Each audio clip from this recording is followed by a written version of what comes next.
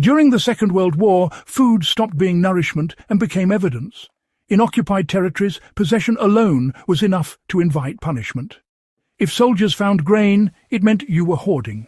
If they smelled soup, it meant you were lying. Hunger was not accidental. It was enforced. Occupying forces seized harvests, livestock, and preserved foods under the language of requisition. But civilians understood it for what it was: starvation as control. And so families adapted, not by storing food openly, but by making it invisible. What followed was not organized resistance. It was quiet intelligence born in kitchens, barns, and graveyards. Ordinary people learned to hide calories the way others hid weapons. Because once food was gone, survival ended with it. These are the 8 foods families concealed, and the methods that kept them alive while soldiers walked across their floors. Why grain and flour were always hidden first. Grain was life. Wheat, rye, barley and corn were easy to confiscate and impossible to replace once taken. Families hid flour in false floor cellars dug beneath kitchens and beds. Sacks were sealed in cloth and wax paper, packed alongside dried beans and peas. In practice, this meant a household could still bake bread weeks after official supplies were gone. Today, the lesson is simple. Dry staples are priority targets in any seizure. They must be concealed where inspection is least likely and access is controlled.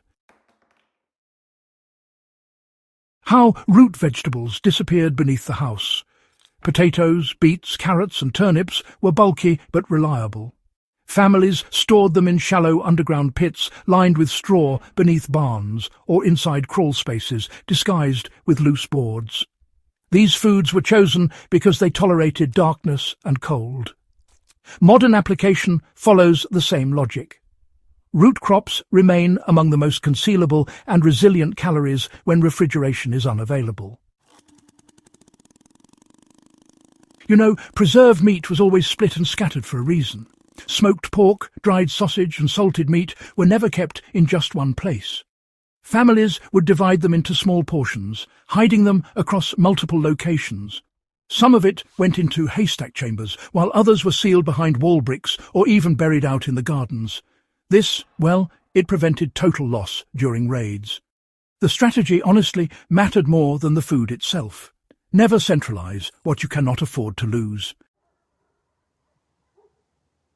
So, here's how animal feed barrels protected sugar and salt. High-value items like sugar, salt, coffee beans and honey were hidden inside foul-smelling barrels filled with animal mash or compost. Beneath all that filth sat sealed jars, wrapped in cloth. Soldiers, more often than not, rarely searched what repulsed them. This method, you see, relied on psychology, not locks. The takeaway is, well, timeless. The safest hiding place is often the one no one wants to touch. Now, why did fermented foods survive the longest? Sauerkraut, pickled vegetables, and fermented grains were hidden because they lasted without refrigeration and resisted spoilage. Buried crocks and sealed jars were stored in cellars, forest pits, or under ash. These foods, honestly, carried vital vitamins through winters when fresh produce simply vanished. The survival principle, it remains unchanged. Fermentation preserves nutrition when systems fail. So, you see, forests became open-air pantries. Families created ground caches deep in the woods, far from any paths. Jars of lard, dried mushrooms, grain and flour were sealed and buried, marked only by memory, really. Sometimes folks would line the pits with clay or ash to block out moisture and scent. The risk, of course, was the distance, but the reward was survival beyond inspection. Even today, decentralization remains, I'd say, one of the strongest defenses against confiscation. Why graveyards hid more than the dead? In Eastern Europe, families hid food beside grave markers and inside unused vaults. Superstition and respect kept soldiers away. Metal tins sealed with pitch held beans, sugar and fat. This was not desperation. It was calculation. Occupying forces searched homes, not cemeteries. The lesson is uncomfortable but clear. social boundaries can be stronger than physical ones. How ash pits hid both food and fire. Cooking itself was dangerous. Smoke meant discovery.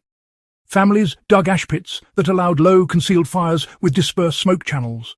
Some pits stored embers for days, others doubled as storage for lard or dried meat beneath cooled ash. This allowed hot meals without exposure.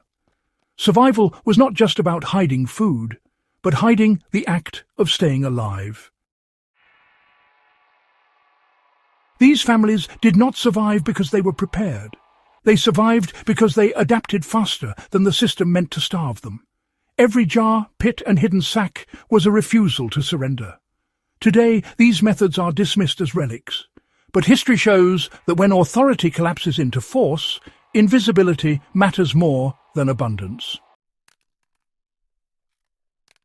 If this kind of buried history matters to you, subscribe to The Past They Hid, and share this with someone who still believes survival is about stockpiles instead of skills. What comes next is not about hiding food, but about how people rebuilt life under occupation. And, well, that story is even harder to find.